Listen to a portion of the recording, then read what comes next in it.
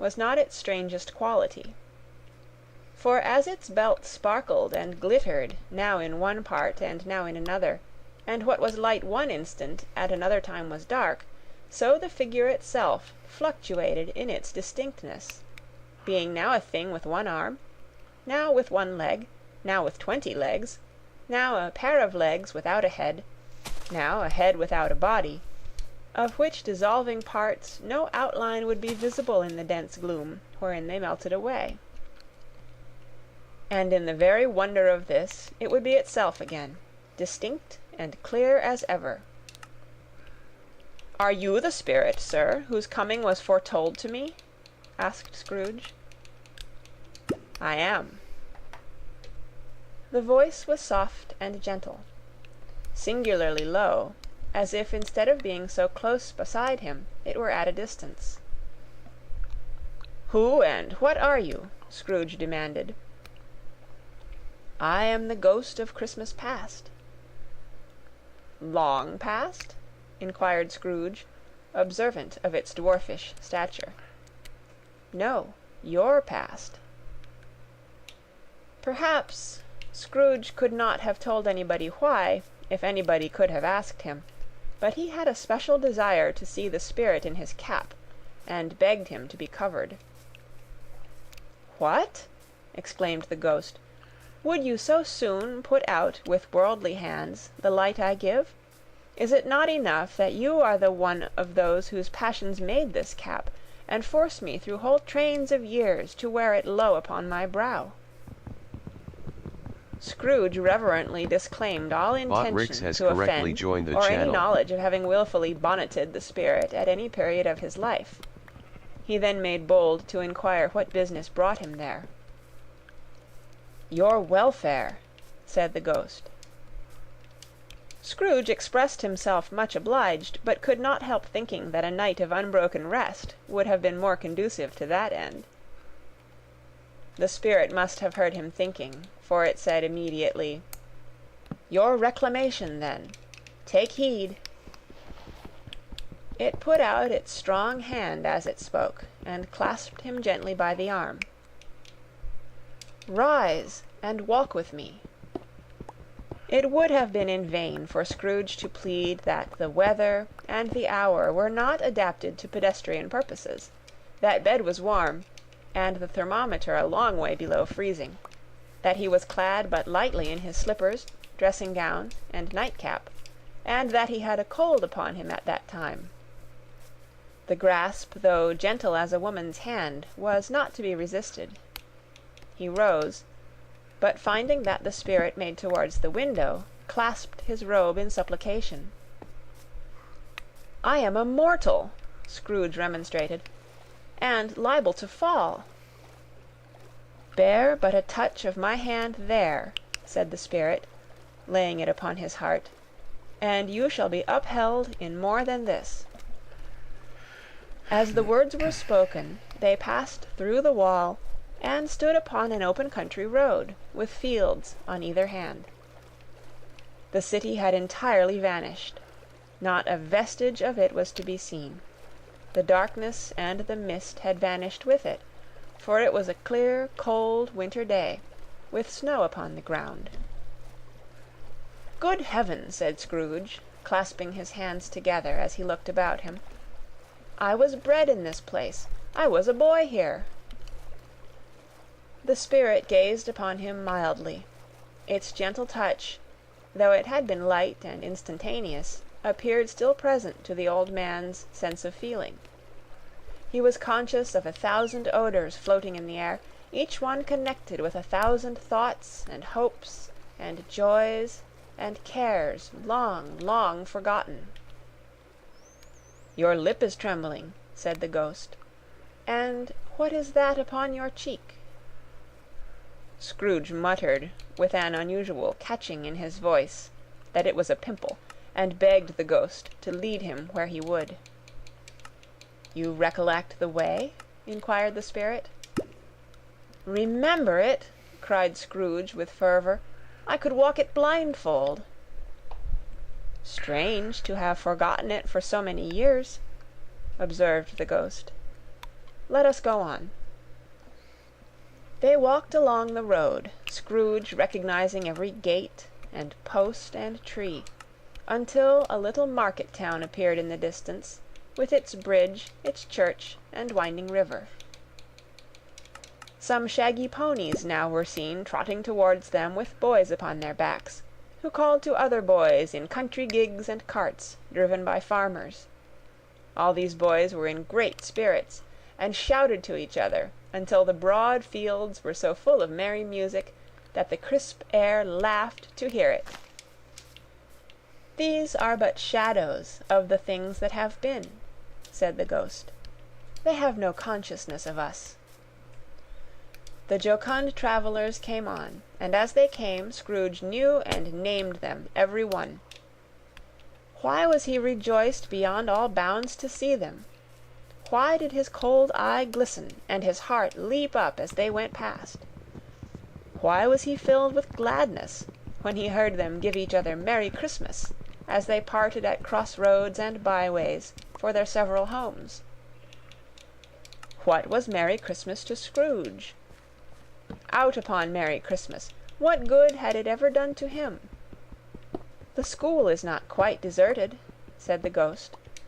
"A solitary child, neglected by his friends, is left there still." Scrooge said he knew it, and he sobbed. They left the highroad by a well-remembered lane, and soon approached a mansion of dull red brick, with a little weathercock-surmounted cupola on the roof, and a bell hanging in it. It was a large house, but one of broken fortunes, for the spacious offices were little used, their walls were damp and mossy, their windows broken, and their gates decayed.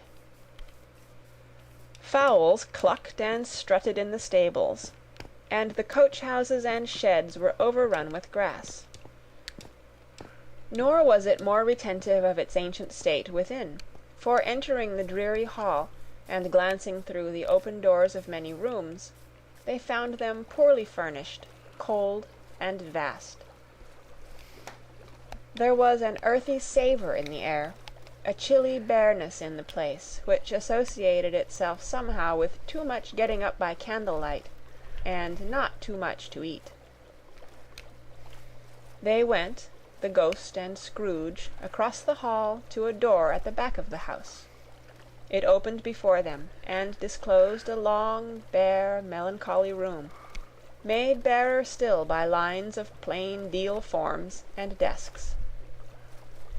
At one of these a lonely boy was reading near a feeble fire, and Scrooge sat down upon a form and wept to see his poor forgotten self as he used to be.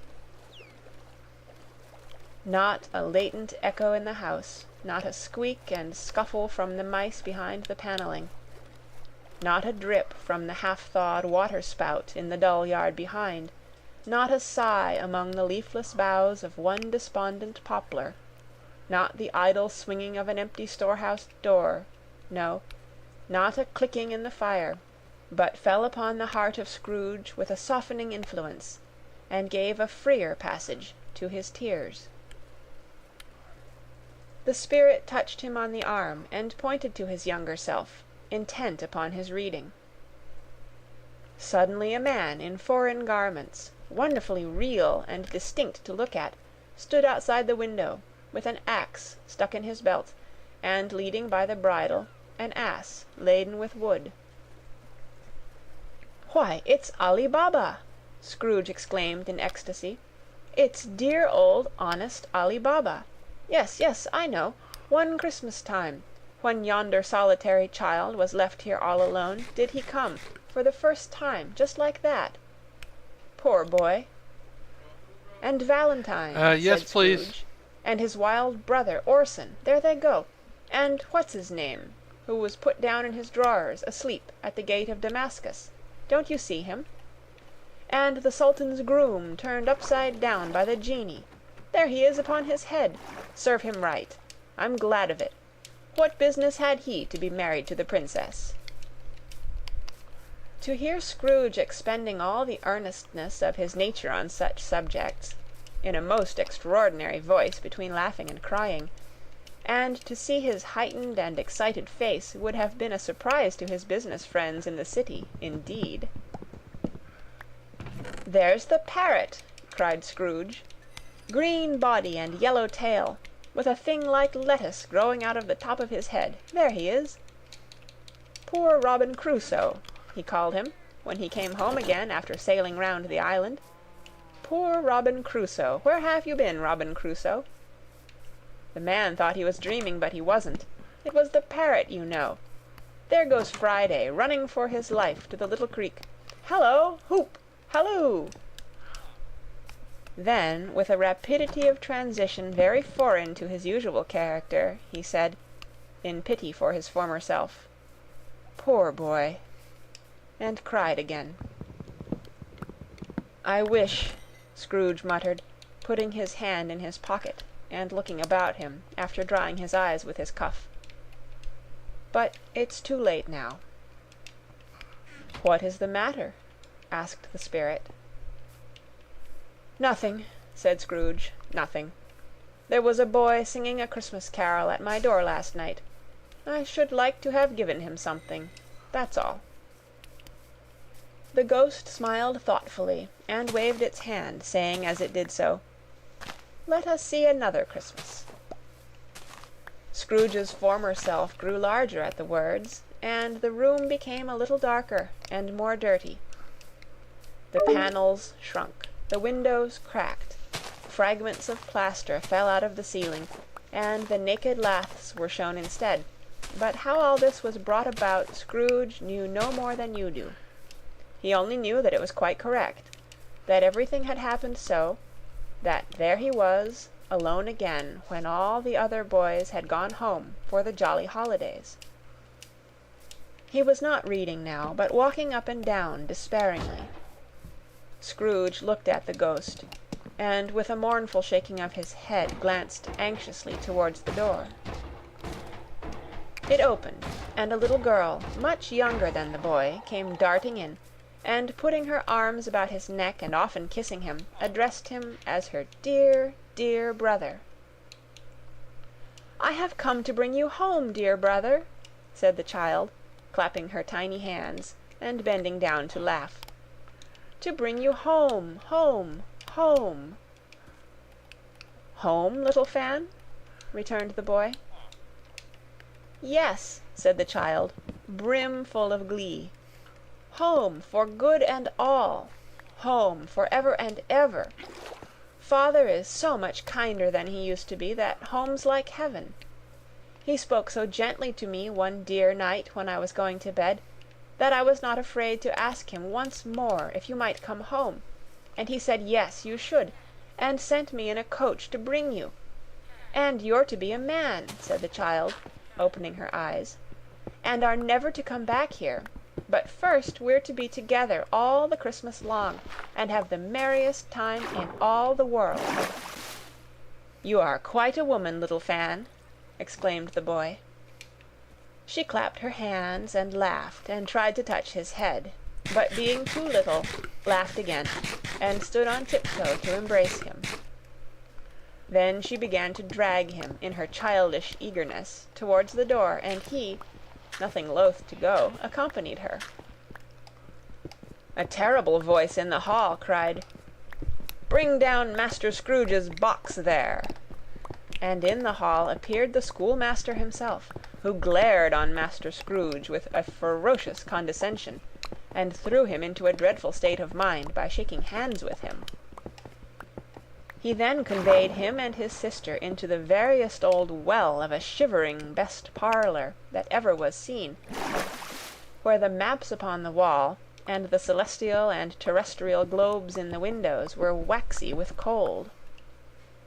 Here he produced a decanter of curiously light wine, and a block of curiously heavy cake, and administered installments of those dainties to the young people, at the same time sending out a meagre servant to offer a glass of something to the post-boy, who answered that he thanked the gentleman, but if it was the same tap as he had tasted before, he had rather not. Master Scrooge's trunk being by this time tied on to the top of the chaise, the children bade the schoolmaster good-bye right willingly, and getting into it, drove gaily down the garden sweep, the quick wheels dashing the hoar-frost and snow from off the dark leaves of the evergreens, like spray. "Always a delicate creature, whom a breath might have withered," said the ghost. "But she had a large heart." "So she had," cried Scrooge. "You're right. I will not gainsay it, Spirit. God forbid." "She died a woman," said the ghost, "and had, as I think, children." "One child," Scrooge returned. "True," said the ghost. "Your nephew." Scrooge seemed uneasy in his mind, and answered briefly, "Yes." Though they had but that moment left the school behind them, they were now in the busy thoroughfares of a city, where shadowy passengers passed and repassed, where shadowy carts and coaches battled for the way, and all the strife and tumult of a real city were. It was made plain enough by the dressing of the shops that here too it was Christmas time again, but it was evening, and the streets were lighted up. The ghost stopped at a certain warehouse door and asked Scrooge if he knew it. "Know it?" said Scrooge. "Was I apprenticed here?" They went in. At sight of an old gentleman in a Welsh wig, sitting behind such a high desk that if he had been 2 inches taller he must have knocked his head against the ceiling, Scrooge cried in great excitement, "Why, it's old Fezziwig! Bless his heart, it's Fezziwig alive again!" Old Fezziwig laid down his pen, and looked up at the clock which pointed to the hour of 7.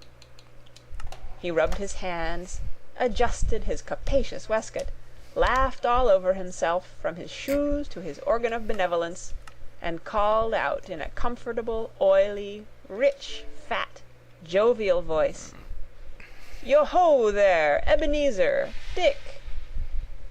Scrooge's former self, now grown a young man, came briskly in, accompanied by his fellow prentice.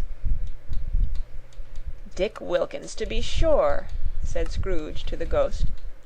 "Bless me, yes. There he is. He was very much attached to me, was Dick. Poor Dick, dear, dear." "Yo-ho, my boys!" said Fezziwig. "No more work tonight. Christmas Eve, Dick. Christmas, Ebenezer. Let's have the shutters up," cried old Fezziwig, with a sharp clap of his hands, "before a man can say Jack Robinson." You wouldn't believe how those two fellows went at it. They charged into the street with the shutters, 1, 2, 3, had 'em up in their places, 4, 5, 6, barred 'em and pinned 'em, 7, 8, 9, and came back before you could have got to 12, panting like racehorses. "Hiley-ho!" cried old Fezziwig, skipping down from the high desk with wonderful agility. "Clear away, my lads, and let's have lots of room here. Hiley-ho, Dick! Cheer up, Ebenezer!" Clear away. There was nothing they wouldn't have cleared away or couldn't have cleared away, with old Fezziwig looking on. It was done in a minute. Every movable was packed off, as if it were dismissed from public life for evermore. The floor was swept and watered, the lamps were trimmed, fuel was heaped upon the fire, and the warehouse was as snug and warm and dry and bright a ballroom as you would desire to see upon a winter's night. In came a fiddler with a music book, and went up to the lofty desk, and made an orchestra of it, and turned like 50 stomach-aches. In came Mrs. Fezziwig, one vast, substantial smile. In came the 3 Miss Fezziwigs, beaming and lovable. In came the 6 young followers whose hearts they broke. In came all the young men and women employed in the business. In came the housemaid, with her cousin, the baker. In came the cook, with her brother's particular friend, the milkman. In came the boy from over the way, who was suspected of not having board enough from his master. trying to hide himself behind the girl from next door but one, who was proved to have had her ears pulled by her mistress. In they all came, one after another, some shyly, some boldly, some gracefully, some awkwardly, some pushing, some pulling. In they all came, anyhow and everyhow. Away they all went, 20 couple at once, hands half round and back again the other way, down the middle and up again, round and round in various stages of affectionate grouping. Old top couple always turning up in the wrong place, new top couple starting off again as soon as they got there, all top couples at last, and not a bottom one to help them. When this result was brought about, old Fezziwig, clapping his hands to stop the dance, cried out, "Well done!" and the fiddler plunged his hot face into a pot of porter, especially provided for that purpose. But scorning rest, upon his reappearance he instantly began again, though there were no dancers yet, as if the other fiddler had been carried home exhausted on a shutter, and he were a brand new man resolved to beat him out of sight or perish. There were more dances, and there were forfeits, and more dances, and there was cake, and there was negus, and there was a great piece of cold roast, and there was a great piece of cold boiled, and there were mince pies and plenty of beer. But the great effect of the evening came after the roast and boiled, when the fiddler, an artful dog, mind, the sort of man who knew his business better than you or I could have told it him, struck up Sir Roger de Coverley. Then old Fezziwig stood out to dance with Mrs. Fezziwig. Top couple, too, with a good stiff piece of work cut out for them. 3 or 4 and 20 pair of partners, people who were not to be trifled with, people who would dance, and had no notion of walking. But if they had been twice as many, 4 times, old Fezziwig would have been a match for them, and so would Mrs. Fezziwig. As to her, she was worthy to be his partner in every sense of the term. If that's not high praise, tell me higher, and I'll use it. A positive light appeared to issue from Fezziwig's calves. They shone in every part of the dance like moons.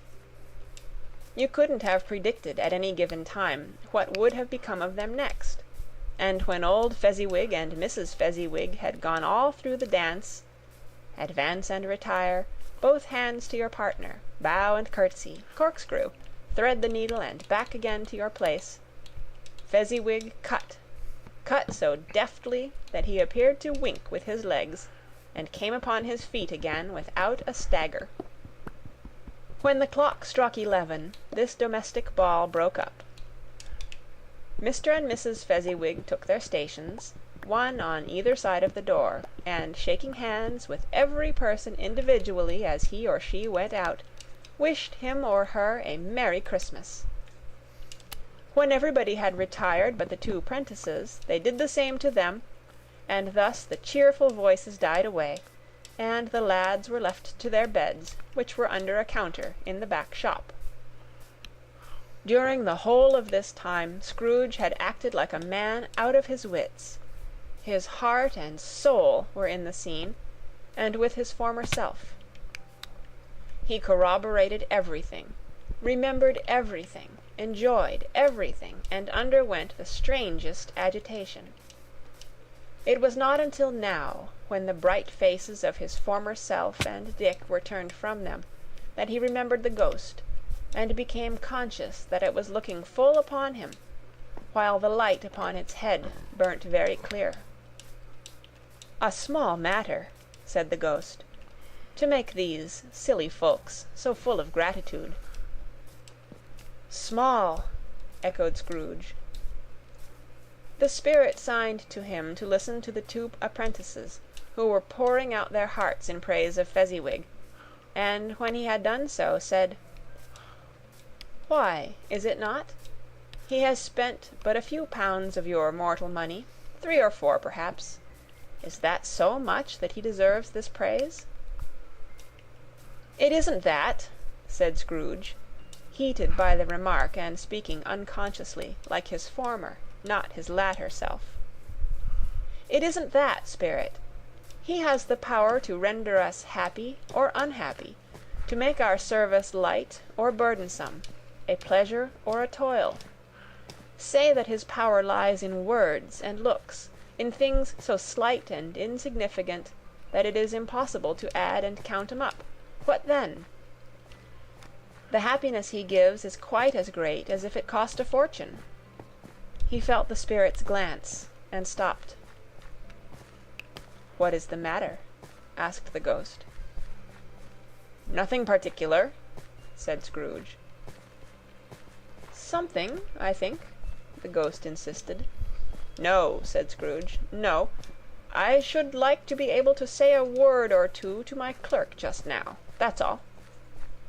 His former self turned down the lamps as he gave utterance to the wish, and Scrooge and the ghost again stood side by side in the open air. "My time grows short," observed the Spirit. "Quick!" This was not addressed to Scrooge or to anyone whom he could see, but it produced an immediate effect. For again Scrooge saw himself. He was older now, a man in the prime of life. His face had not the harsh and rigid lines of later years, but it had begun to wear the signs of care and avarice. There was an eager, greedy, restless motion in the eye, which showed the passion that had taken root, and where the shadow of the growing tree would fall. He was not alone, but sat by the side of a fair young girl in a mourning dress, in whose eyes there were tears, which sparkled in the light that shone out of the ghost of Christmas past. "It matters little," she said softly. "To you, very little. Another idol has displaced me, and if it can cheer and comfort you in time to come, as I would have tried to do, I have no just cause to grieve." "What idol has displaced you?" he rejoined. "A golden one." "This is the even-handed dealing of the world," he said. "There is nothing on which it is so hard as poverty, and there is nothing it professes to condemn with such severity as the pursuit of wealth." "You fear the world too much," she answered gently. "All your other hopes have merged into the hope of being beyond the chance of its sordid reproach. I have seen your nobler aspirations fall off one by one, until the master passion, gain, engrosses you. Have I not?" "What then?" he retorted. "Even if I have grown so much wiser, what then? I am not changed towards you." She shook her head. "Am I?" "Our contract is an old one. It was made when we were both poor and content to be so, until in good season we could improve our worldly fortune by our patient industry. You are changed. When it was made you were another man." "I was a boy," he said impatiently. "Your own feeling tells you that you were not what you are," she returned. "I am. That which promised happiness when we were one in heart is fraught with misery now that we are two. How often and how keenly I have thought of this I will not say. It is enough that I have thought of it, and can release you." "Have I ever sought release?" "In words, no, never." "In what, then?" "In a changed nature, in an altered spirit, in another atmosphere of life, another hope as its great end. In everything that made my love of any worth or value in your sight. If this had never been between us," said the girl, looking mildly but with steadiness upon him, "tell me, would you seek me out and try to win me now? Ah, no."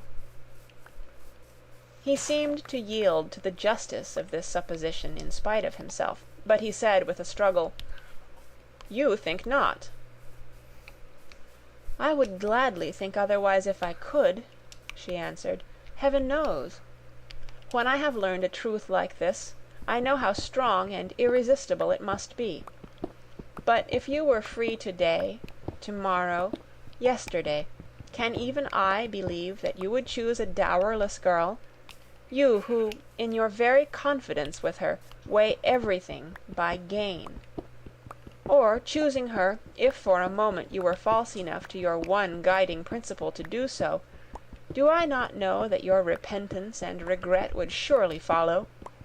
I do, and I release you, with a full heart, for the love of him you once were.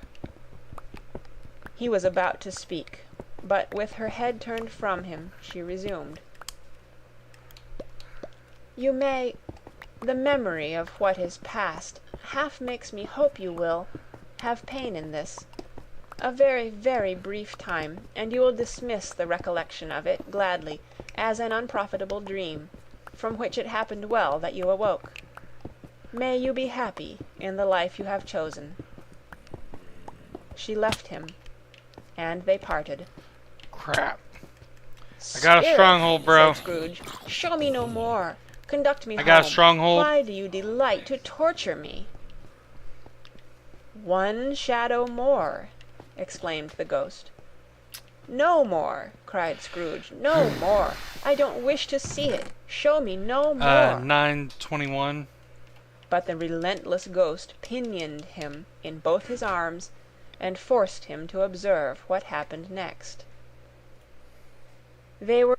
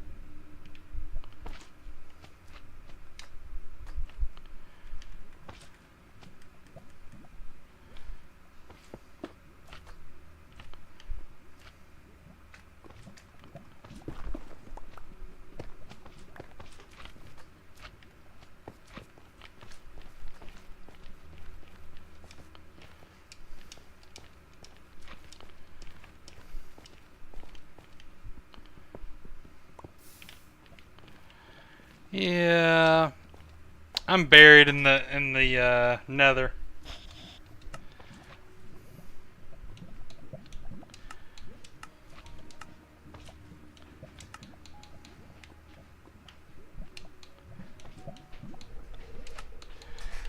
I was buried, so yeah.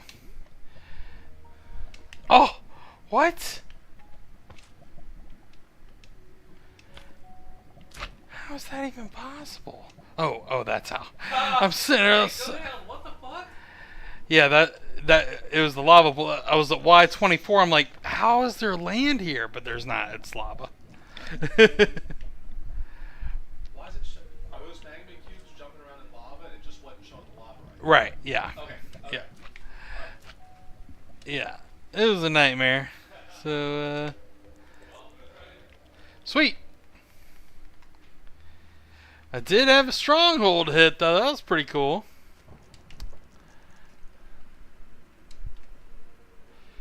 Warped wasn't that far away. Is it a warped fortress though?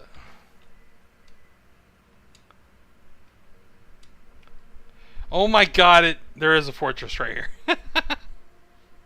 Dude, there's warped and a fortress like less than 250 blocks away. But I fucking spawned in the middle of goddamn lava lake or whatever. Motherfuckers.